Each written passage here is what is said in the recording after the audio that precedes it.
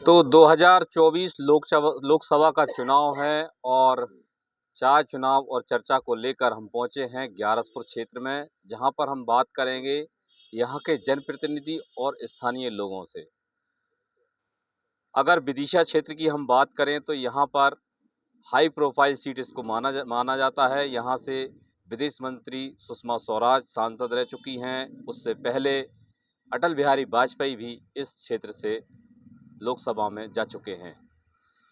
वर्तमान में हम बात करें तो शिवराज सिंह चौहान को यहां से छठवीं बार टिकट दिया है और यहाँ के लोग उनको लेकर क्या सोचते हैं, क्या उनके विचार हैं, क्या स्थानीय मुद्दे हैं, विकास की क्या स्थिति है, इसको लेके हम चर्चा करेंगे। सबसे पहले हम सवाल करते हैं कांग्रेस के लोगों से ही।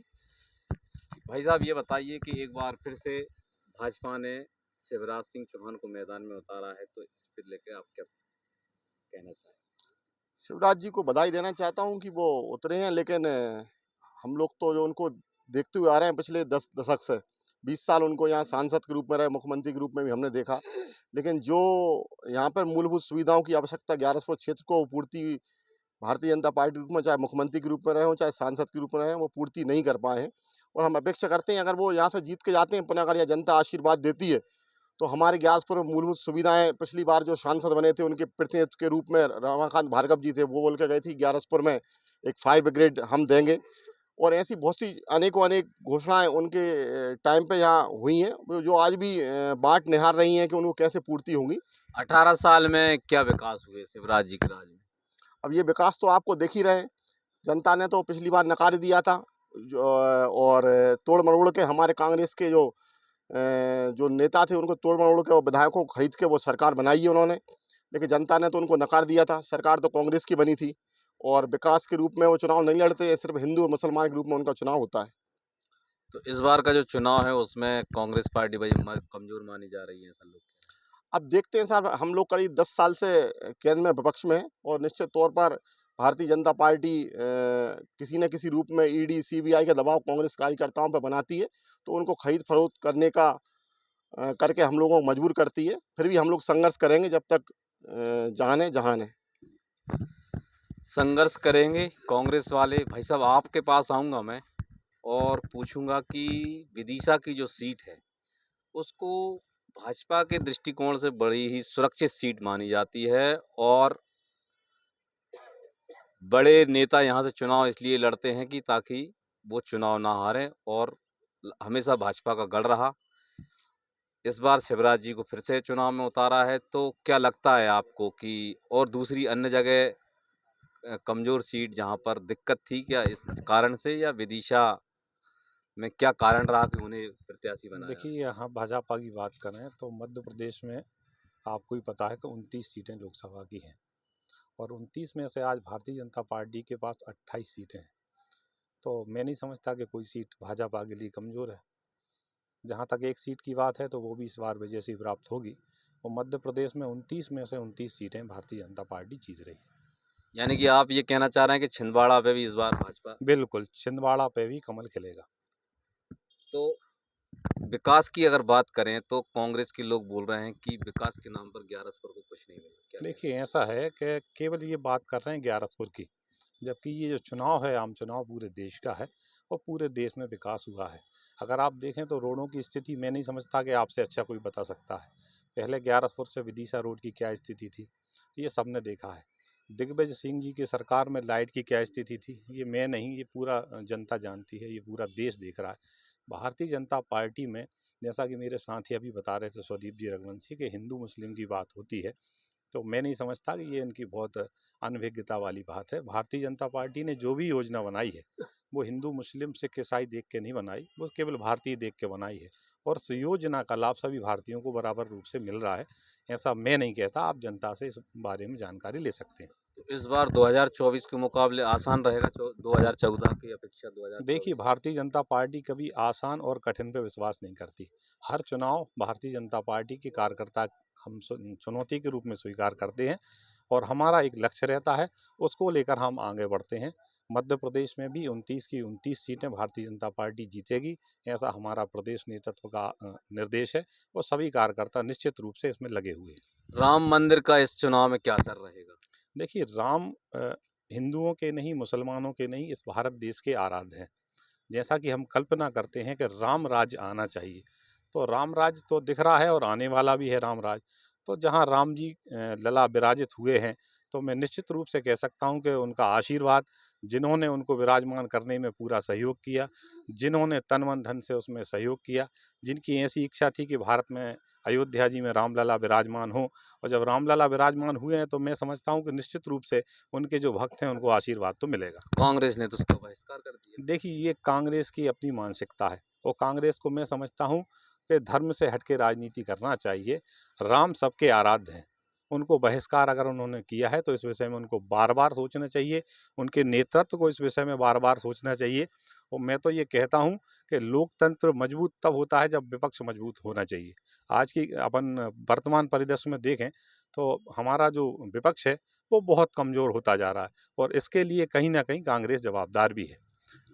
तो मजबूत विपक्ष होना चाहिए। राम मंदिर के मुद्दे की बात करें तो कांग्रेस ने गलती की है, इस पे भी अपन पूछ लेते हैं। ये बताइए दीदी कि कांग्रेस ने राम मंदिर के प्राण प्रतिष्ठा कार्यक्रम में जाने के बाद गलती की है क्या? उसका खामियाजा लोकसभा चुनाव में मिलेगा क्या? देखिए, ऐसा नहीं है कि राम को कांग्रेस नहीं मानती, मेरे हिसाब से। मुझे भी ऐसा बताया गया, मुझे भी बोला गया कि आप मतलब जॉइन करें आप किसी भी पार्टी को, मैं नाम नहीं लेना चाहूँगी। मैंने कहा भाई मैं अपने स्वाभिमान को गिरवी नहीं रखना चाहती हूँ, है ना? मेरा स्वाभिमान अपना स्वाभिमान है, मैं उसको गिरवी नहीं रखना चाहती। तो मुझसे कहा गया कि जो राम का नहीं उसका क्या स्वाभिमान? तो मैं पूछना चाहती हूँ आप लोगों के माध्यम से, इन पार्टी वालों से, कि किस शास्त्र में लिखा है कि कांग्रेसी राम को नहीं मानते? किस शास्त्र में लिखा है? भाई कांग्रेसी हैं, पाकिस्तानी थोड़ी हैं। राम को हम भी मानते हैं, दिए हमारे घरों में भी जलते हैं। हाँ, रही होगी कोई मजबूरी। मेरा तो मानना ये है कि कांग्रेसियों को जबरदस्ती धर्म से अलग धकाया जाता है। नहीं, तो मंदिर के कार्यक्रम में जाने को भाजपा ने तो आमंत्रण दिया था। नहीं तो ऐसी कोई ना कोई बात रही होगी। अब अपन तो छोटे स्तर पे हैं, छोटे कार्यकर्ता हैं, अपन क्या जान सकते हैं उनकी क्या बात रही होगी। तो हाँ, आप यदि हमने ठुकराया होता तो हम उस चीज़ का आपको जवाब दे सकते थे। नहीं, मेरा पूछना ये है उस चीज़ का असर अपने स्थानीय लोगों पे निचले स्तर पे जहाँ पे आप कार्य करता है वहाँ पड़ेगा क्या? नहीं, मेरे हिसाब से तो नहीं पड़ेगा, क्योंकि मैंने भी पब्लिक से बात की है और मैंने भी जहाँ तक देखा है पब्लिक से, तो पब्लिक का यही मानना है कि ठुकरा के निमंत्रण ये किया तो गलत है, लेकिन हो सकता है उसके पीछे भी कोई ना कोई कारण रहा होगा। इस बार के चुनाव में मुद्दे क्या रहेंगे? कांग्रेस का प्रत्याशी जो आएगा उसके लिए आप किन मुद्दे पे जनता के बीच में जाएँगे चुनाव लड़ने के लिए? अब ऐसा है कि मुद्दे तो जो भी हों, मेरा तो ऐसा मानना है कि जो कहो वो करो, जो कहना चाहिए वो करके दिखाना चाहिए। कुछ चीज़ें ऐसी भी हैं कि जो कही गई हैं, कथनी और करनी में फ़र्क होता है। जैसे उज्ज्वला योजना के फॉर्म भरवाए गए, तो सारी महिलाएं दिन दिन भर लाइन में लगी रहीं, उनने कैसे कैसे के करके फार्म भरे, और आज जब वो एजेंसी पे जाती हैं टंकी लेने के लिए, गैस मांगने के लिए, तो उनसे कहा जाता है कोई गैस नहीं है, कोई सिलेंडर नहीं है। अब मैं बात करूं कि जैसे कि नौजवानों की बात कर लूं, महिलाओं की बात कर लूं, ठीक है, लाडली बहनाओं को 1-1 हज़ार दिए जा रहे हैं, वो कोई वो नहीं है, ठीक है, अच्छी बात है, दिए जा रहे हैं। लेकिन मैं आपके माध्यम से पूछना चाहती हूँ, क्या भारत देश के मतलब इतना कर्ज लेने के बाद शासन के पास इतना ही पैसा था कि सिर्फ लाडली बहनाओं की पूर्ति पाड़ी जाए? नौजवान जो फिर रहे हैं सड़कों पर, क्या उनकी पूर्ति नहीं पाड़ी जा सकती? उन्हें मतलब स्थायी रूप से उन्हें नौकरियां नहीं मिल सकती? या वृद्धों की वृद्धा पेंशन रोककर मतलब कि ये सब किया जाएगा? ऐसे बहुत से मुद्दे हैं। मुद्दों की यदि आप बात करें तो कहीं ना कहीं बीजेपी सरकार की गलती है, और मैं किसी भी पार्टी के विरुद्ध नहीं हूँ। मैं जो कहूँगी स्पष्ट कहूँगी, बेरोजगारी बढ़ रही है। बेरोजगारी बढ़ रही है, गरीबी बढ़ रही है, देश कर्जे में धंस चुका है। समझ में ये नहीं आ रहा, मेरा बेटा भी पढ़ रहा है, यूपीएससी की तैयारी कर रहा है, लेकिन मैं खुद चिंतित हूँ अपने बेटे के लिए कि कल को यदि मेरे पास करोड़ों रुपए होंगे तो मेरा बेटा आईपीएस ऑफिसर बन पाएगा, नहीं तो नहीं बन पाएगा। ये दुर्दशा है आज मेरे देश की। गरीब लोगों को पढ़ाई की शिक्षा व्यवस्था नहीं हो पा रही। नहीं हो पा रही है। हाँ, हो रही है, छोटे स्तर पे हो रही है। स्कूल खोले गए हैं। लेकिन आप आज मैं तो आपसे जो कहूँगी वो आपको शायद सही लगे या गलत लगे। आप खुद स्वयं जाकर देखिए स्कूलों की क्या दुर्दशा है। यदि कर्जा लिया जा रहा है तो बिल्डिंगें क्षतिग्रस्त क्यों हैं? यदि कर्जा लिया जा रहा है तो टीचरों की व्यवस्था क्यों नहीं है? कुछ टीचरों को आपने ज़बरदस्ती मतलब बीआरसी में बैठा के रखा है, जबकि वहाँ पे टीचर नहीं है स्कूलों में। मैं ऐसे आपको कई स्कूल बता सकती हूँ, जहाँ पे बच्चे 300 हैं लेकिन टीचर 2 हैं। शिक्षा व्यवस्था नहीं है, सरकार कर्जा ले रही है। क्या कहना चाहेंगे इस मामले में कि सरकार कर्ज ले रही है और बेरोजगारी बढ़ रही है और शिक्षा व्यवस्था कमजोर हो रही है? लगातार हम देख रहे हैं पूर्व मुख्यमंत्री ने अभी सीएम राज स्कूल हर विकासखंड स्तर पे खोले हैं, तो शिक्षा का जो स्तर है जो लगातार देख रहे हैं। अभी जो ग्रामीण क्षेत्रों में हमारे यहाँ भी सीएम राज बन रहा है और गुलाबगंज में भी बन रहा है, तो शिक्षा की जो व्यवस्था है काफ़ी अच्छी सरकार कर रही है, काफ़ी अच्छे प्रयास कर रही है। परंतु ज़मीनी स्तर पर देखा जाए तो जो शिक्षक है उनकी व्यवस्था कम है स्कूलों में, जिसके कारण क्या है कि बच्चे कहीं ना कहीं कमजोर स्थिति में स्कूल में देखे जा रहे हैं। परंतु यदि शिक्षक जो है पर्याप्त मात्रा में स्कूलों रहेंगे तो और अच्छी शिक्षा दे सकते हैं, बेहतर शिक्षा दे सकते हैं। तो लोकसभा चुनाव में क्या मुद्दे रहेंगे लोगों के? स्थानीय लोग हैं जो मूलभूत सुविधाओं के अलावा क्या वो राम मंदिर के मुद्दे को देखते हैं या बेरोजगारी के मुद्दे को देखते हैं? किन मुद्दों पे सरकार चुनाव जीतेगी भाजपा? अब यदि भाजपा की बात करें तो लगातार जन कल्याणकारी योजनाओं की बात करूं तो ऐसी अभी कई योजना हैं, जैसे प्रधानमंत्री उज्ज्वला योजना है, प्रधानमंत्री आयुष्मान योजना है और प्रधानमंत्री किसान सम्मान निधि योजना है, फसल बीमा योजना, ऐसी अनेक योजना है जो अभी सरकार लगातार आम व्यक्तियों को लाभ दे रही है। तो उनके पास तो बहुत योजना है जो जनता के बीच जा रही हैं, उनका लाभ मिल रहा है, तो कहीं ना कहीं जनता भारतीय जनता पार्टी को अधिकतर वोट करेगी। आरोप ये लग रहा है कि उज्ज्वला योजना में लोगों की गड़बड़ी हुई, उसमें लोगों को सिलेंडर नहीं मिले, कनेक्शन नहीं नहीं, मिले। अभी तक मेरे नॉलेज में तो ऐसा कोई केस नहीं आया, क्योंकि मैंने भी देखा है जब ये फॉर्म भर रहे थे गैस एजेंसी पर, तो लगातार महिलाओं की काफ़ी संख्या में भीड़ जा रही थी और कोई भी ऐसी महिला ऐसी मुझसे नहीं मिली है जिसने मुझसे बोला हो कि भाई हमको बहुत परेशानी आई। सबके फार्म भरे और सबको बुला बुला के गैस कनेक्शन दिए जा रहे हैं। तो विपक्ष आरोप लगा रहा है कि योजनाओं का लाभ नहीं मिला है और पक्ष वाले कह रहे हैं कि भाई साहब ये बताइए कि सरकार की जो योजना है पिछले 10 सालों में तो जो भाजपा ने चलाई वो तो दिखती हैं। कांग्रेस सरकार ने ऐसी कौन सी योजना चलाई थी जो अभी तक चल रही हैं और जिनका लाभ हितग्राहियों को मिल रहा है? इस देश में सुई भी नहीं बनती थी। जब हमारा देश 1947 को आज़ाद हुआ, सुई भी नहीं बनती थी। 40 से 50 सालों में देश में 7 से 8 IIT कॉलेज और अन्य विकास ऐसे करे हैं कि जो आज दिख रहे हैं। ये 10 साल के विकास और उन विकास में अंतर देखिए आप। आप अगर अभी योजनाओं की बात करें तो 2700 रुपये हमारे मुख्यमंत्री जी ने बोला था। लाडली बहनाओं के लिए 3000 रुपये बोला था। वो उनकी वादा खिलाफी नहीं हो रही। ये हमारे लिए वादा खिलाफी में हमको याद दिलाते हैं कि कर्ज माफ़ी वाला हमें समय कितना मिला था। इनको अभी बोलेंगे तो ये बोलेंगे हमको 5 साल चाहिए। तो ये इनको घोषणा पत्र में क्लियर बोलना था, ये चाहिए था कि इनको कितने साल चाहिए। आज मैं भी किसान हूँ, मुझे भी सोसाइटी में गेहूँ तुलवाना है, लेकिन सरकार ने बोला कि 2400 रुपये हम देंगे, 125 की घोषणा करिए। लेकिन निश्चित तौर पे 2700 रुपये जो उनकी घोषणा पत्र में था, वो 2700 रुपये में गेहूँ उनको तोलना चाहिए। और जो 3000 रुपये हमारे पूर्व मुख्यमंत्री शिवराज जी बोल के गए, वो मोहन यादव जी को भी उसको निभाना चाहिए। 3000 रुपये लाडली बहनाओं को देना चाहिए। जिस लाडली बहना ने उनको वोट दिए, जिसकी बदौलत उनकी सरकार बनी और उसको 3000 रुपये की पूर्ति आज हमारी बहनें उसकी आस बाट निभा रही हैं। तो आरोप है कि 1947 से पहले भाई साहब सुई भी नहीं बनती थी। ऐसा कुछ आपकी जानकारी में आप क्या कहना चाहेंगे? देखिए, मैं केवल इतना कहना चाहूँगा, कांग्रेस साथियों को भी बहुत अच्छे तरीके से मालूम है और इस डिबेट को जनता भी देख रही है चैनल के माध्यम से। अभी आप कह रहे थे कि किसानों को कोई फ़ायदा नहीं मिल रहा। शायद आप लोग भूल गए कि जब माननीय दिग्विजय सिंह की इस प्रदेश के अंदर सरकार थी, तब 17 और 18% में उनको ऋण मिला करता था। शायद आप ये बात भूल गए कि किसानों के ट्रैक्टर, किसानों की बैल जोड़ी, किसानों की ऐसी बहुत सी सामग्रियां हैं जो आपकी सरकार में केवल इसलिए जब्त की गई कि वो 50-50 हज़ार रुपये का लोन नहीं भर पाए। उन्होंने कुएं के लोन लिया है, भर नहीं पाए, तो उनकी बैल जोड़ी जब्त कर ली, उनके घर से ट्रैक्टर उठा लिए, उनके घर से ट्रालियां उठा ली। मुझे बड़ा ही गर्व होता है कि भारतीय जनता पार्टी की सरकार ने किसानों के सम्मान में कहीं कोई कमी नहीं छोड़ी। आप सोसाइटी में देखिए 0% ब्याज पे आपको लंबे समय से ऋण प्राप्त हो रहा है। आप जो राशि जमा करते हैं उतनी राशि आपको मिल जाती है, फिर आप जो राशि मिल जाती है फिर आपको उस पर कोई ब्याज नहीं देना चाहिए, ब्याज आपका लगता ही नहीं है। बल्कि खाद भी आपको निश्चित रूप से पहले मिल जाता था। एक वो समय था जब खाद के लिए लाइन लगती थी, पूरे मध्य प्रदेश के अंदर चक्का जाम होता था, खाद की किल्लत होती थी। आज खाद आप एडवांस में उठाइए, सरकार की तरफ से बिल्कुल ब्याज नहीं लगता, आप अपने घर में ले जाकर रखिए।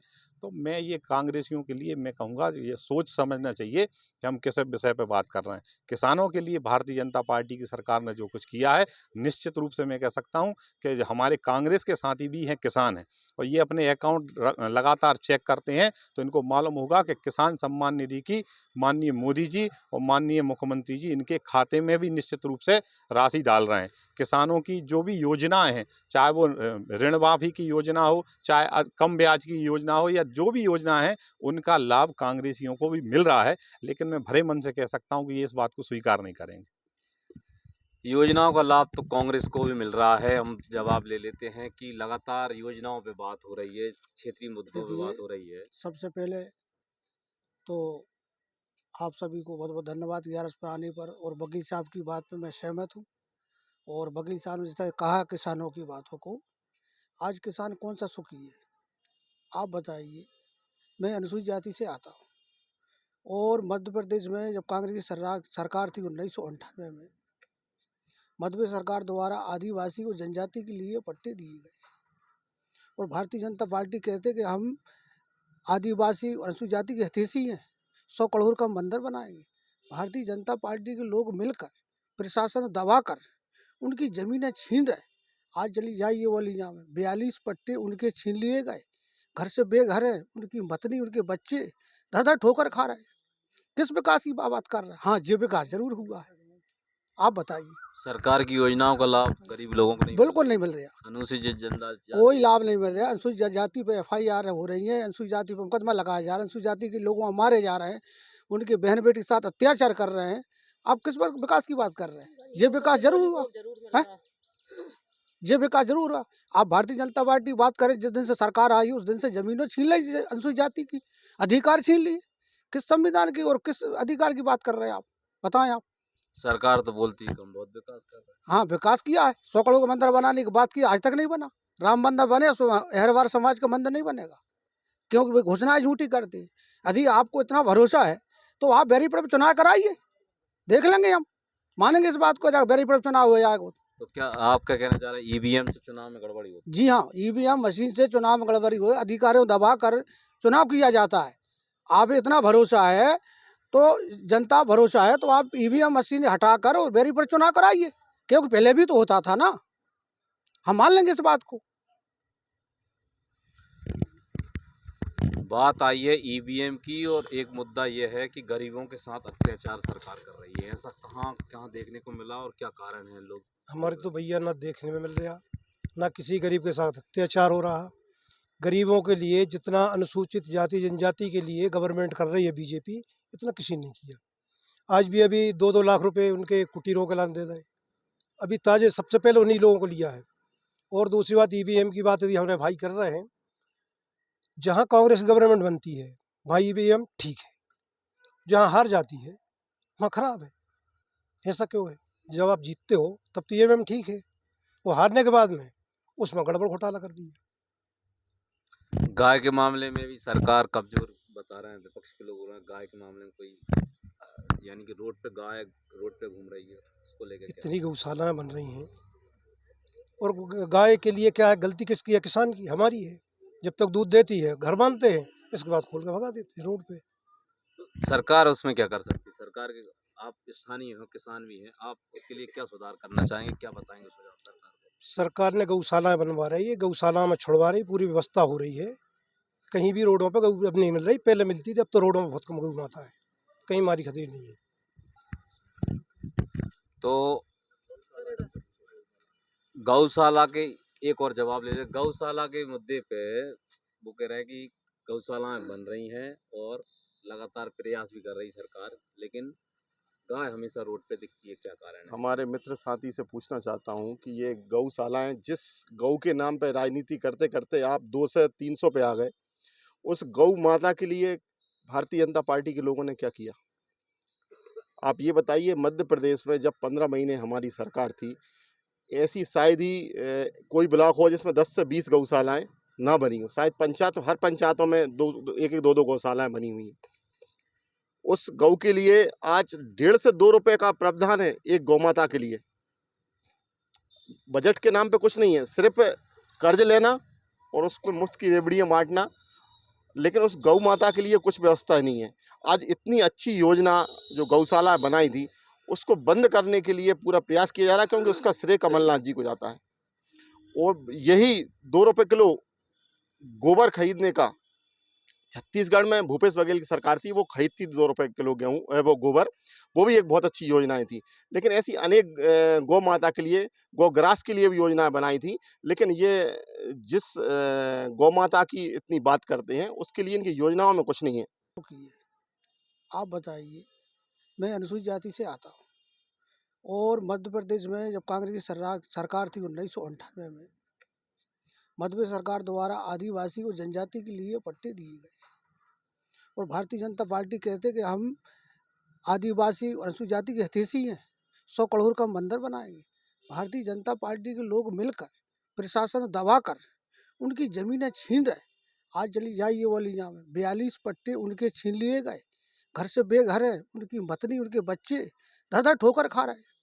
किस विकास की बात कर रहे हैं? हाँ, ये विकास जरूर हुआ है। आप बताइए। सरकार की योजनाओं का लाभ गरीब लोगों को नहीं मिल बिल्कुल रहा नहीं मिल रहा, है। अनुसूचित जनजाति कोई लाभ नहीं मिल रहा। अनुसूचित जाति पे FIR हो रही है, अनुसूचित जाति पे मुकदमा लगाया जा रहा है, अनुसूचित जाति के लोगों मारे जा रहे हैं, उनके बहन बेटी के साथ अत्याचार कर रहे हैं। आप किस बात विकास की बात कर रहे हैं? ये विकास जरूर हुआ है, ये विकास जरूर हुआ। आप भारतीय जनता पार्टी बात करें, जिस दिन से सरकार आई उस दिन से जमीनों छीन ली अनुसूचित जाति की, अधिकार छीन लिए। किस संविधान की और किस अधिकार की बात कर रहे हैं आप? बताएं आप। सरकार तो बोलती है कि हम बहुत विकास कर रहे हैं। हाँ, विकास किया है, 100 करोड़ का मंदिर बनाने की बात की, आज तक नहीं बना। राम मंदिर बने, अहरवार समाज का मंदिर नहीं बनेगा, क्योंकि वे घोषणाएं झूठी करते हैं। यदि आपको इतना भरोसा है तो आप बैरीपुर में चुनाव कराइए, देख लेंगे हम, मानेंगे इस बात को। बैरीपुर में चुनाव हो जाएगा तो क्या आप क्या कहना चाह रहे हैं, EVM से चुनाव में गड़बड़ी होती है? जी हाँ, EVM मशीन से चुनाव में गड़बड़ी हुई, अधिकारियों दबा कर चुनाव किया जाता है। आप इतना भरोसा है तो जनता भरोसा है तो आप EVM मशीन हटाकर और बैरीपुर चुनाव कराइए, क्योंकि पहले भी तो होता था ना, हम मान लेंगे इस बात को। बात आई है EVM की, और एक मुद्दा ये है कि गरीबों के साथ अत्याचार सरकार कर रही है। ऐसा कहाँ देखने को मिला और क्या कारण है? लोग हमारे तो भैया ना देखने में मिल रहा, ना किसी गरीब के साथ अत्याचार हो रहा। गरीबों के लिए जितना अनुसूचित जाति जनजाति के लिए गवर्नमेंट कर रही है बीजेपी, इतना किसी ने किया। आज भी अभी 2-2 लाख रुपए उनके कुटीरों के लाने दे रहे, अभी ताजे सबसे पहले उन्हीं लोगों को लिया है।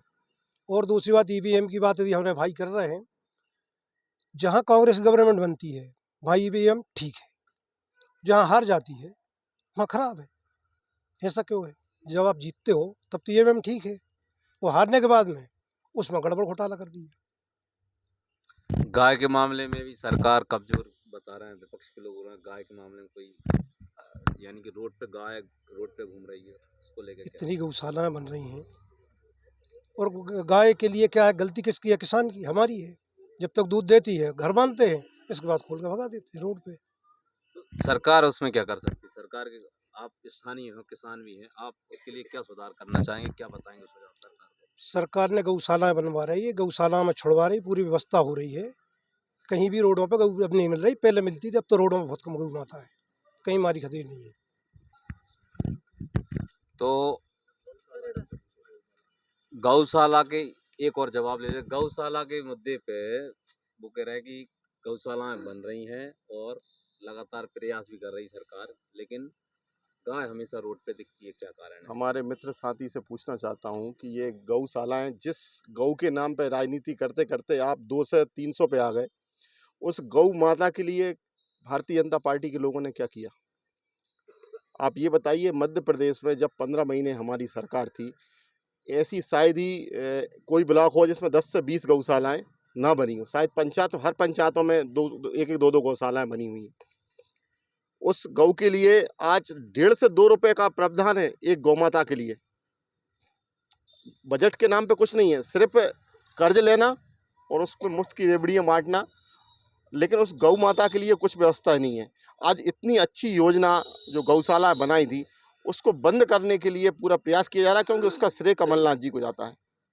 और यही ₹2 किलो गोबर खरीदने का छत्तीसगढ़ में भूपेश बघेल की सरकार थी, वो खरीदती थी ₹2 किलो गेहूँ वो गोबर, वो भी एक बहुत अच्छी योजनाएँ थी। लेकिन ऐसी अनेक गौ माता के लिए, गौग्रास के लिए भी योजनाएँ बनाई थी, लेकिन ये जिस गौ माता की इतनी बात करते हैं, उसके लिए इनकी योजनाओं में कुछ नहीं है। सिर्फ़ उनके नाम करते हैं, उनके नाम पे वोट लेते हैं, उनके नाम पे राजनीति करते हैं। आखिरी जवाब ले लेता हूँ मैं। भाई साहब, गौ माता को लेके सवाल उठ रहे हैं देखिए, कि गौ कोई माता जो है वो हमारी आराध्य है और भारतीय जनता पार्टी ने कभी गौ पे राजनीति नहीं की। हमारे मित्र साथी को शायद जानकारी की कमी है, तो मैं उनको बताना चाहता हूँ कि अभी जो आप कह रहे थे कि ₹2 की राशि प्रत्येक गाय के लिए मिलती है, ऐसा नहीं है। पहले ₹18 मिलती थी और अभी परसों मोहन कैबिनेट की बैठक हुई है सरकार की, मोहन जी की, तो उन्होंने शायद राशि ₹30 प्रति गाय के लिए ₹40 ₹40 की है कि प्रत्येक गाय के लिए ये राशि दी जाएगी उनकी खुराक के लिए। और आप रोड पर निकलते होंगे तो देखते होंगे, केंद्र सरकार की बहुत ही महती योजना है। जैसा कि मध्य प्रदेश सरकार ने हमारे इलाज के लिए एम्बुलेंस की व्यवस्था कराई थी, ऐसी ही एक एम्बुलेंस प्रत्येक विकास खंड में प्रत्येक रोड पे चलती है। अगर कहीं गाय बीमार है, घायल है, तो ये जिम्मेदारी केवल सरकार की नहीं है। ये हम चूंकि गाय को अपनी आराधना करते हैं, उनको गाय माता मानते हैं, तो मेरा तो आप सबसे इस चैनल के माध्यम से सभी से निवेदन है कि ये केवल सरकार का विषय नहीं है। गाय को पूजते हम हैं और ये इसका जवाबदारी सरकार पे डालें, ये भी उचित नहीं है। हमें भी अपना फर्ज निभाना चाहिए, गौ माता की सेवा करना चाहिए। रही बात सरकार की, तो कमलनाथ जी की सरकार ने जो योजना चलाई थी, उसके लिए मैं बड़े दिल से माननीय कमलनाथ जी को और पूरी कांग्रेस पार्टी को बहुत-बहुत धन्यवाद देता हूँ कि आपने बहुत अच्छी योजना चलाई है। लेकिन आपने केवल योजना चलाई थी, उस योजनाओं को क्रियान्वयन का काम, आगे बढ़ाने का काम भारतीय जनता पार्टी की सरकार कर रही है। भारतीय जनता पार्टी की सरकार गौ पे राजनीति नहीं कर रही। आप देख रहे हो जगह-जगह गौशालाएँ खुली हैं। आपके समय में जो खुली थी, उनके बाद निरंतर रूप से गौशालाओं का निर्माण हो रहा है, उनकी उन्नति हो रही है, वहाँ पेयजल की व्यवस्था हो रही है, उनके लिए राशि की व्यवस्था हो रही है और अन्य जो सामाजिक संगठन हैं, उनको भी धीरे-धीरे गौ माता से जोड़ा जा रहा है ताकि गाय सड़क पे दिखाई ना दे। और इस प्रकार का प्रयास माननीय मोहन जी की सरकार कर रही है। अभी उन्होंने कहा है कि 1 साल के अंदर हम इस प्रकार का प्रयास करेंगे कि गौ माता दर-दर ना भटके, गौशाला में उसका सुनिश्चित रूप से प्रबंध हो सके। तो ये ग्यारसपुर क्षेत्र के ग्रामीण लोग थे और हमने इनसे जाना कि स्थानीय मुद्दों से लेके देश के मुद्दे और लोकसभा चुनाव के जो मुद्दे थे, उन पर हमने चर्चा की। चाय चुनाव चर्चा में देते हैं विराम। अगली चर्चा में हम फिर से आपको ले चलेंगे किसी एक गाँव में। विदिशा से सुरेंद्र राजपूत, न्यूज़ स्टेट।